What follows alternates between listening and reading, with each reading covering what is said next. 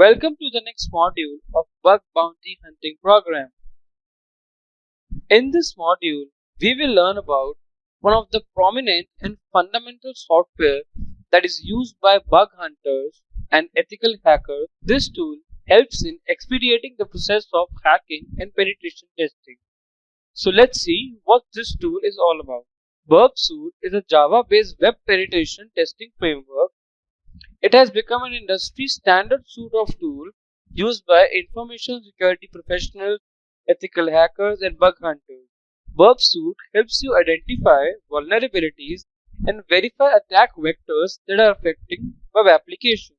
Burp Suite has numerous features and it has many tools for performing different testing tasks.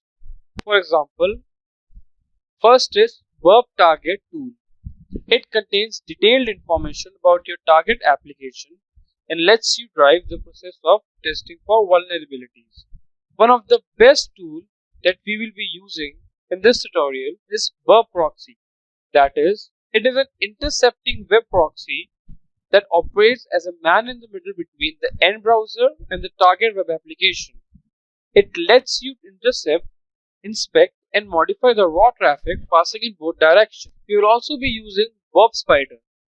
This tool is extremely helpful in case of finding XSS vulnerability and also known as cross-site scripting vulnerability. It is an intelligent application-aware web spider that can crawl an application to locate its content and functionality. Then we have Burp Scanner. This is also an advanced web vulnerability scanner which can automatically discover numerous types of vulnerability.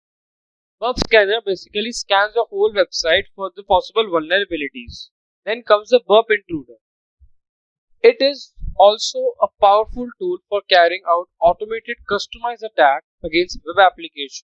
It is highly configurable and can be used to perform a wide range of tasks to make your testing faster and more effective.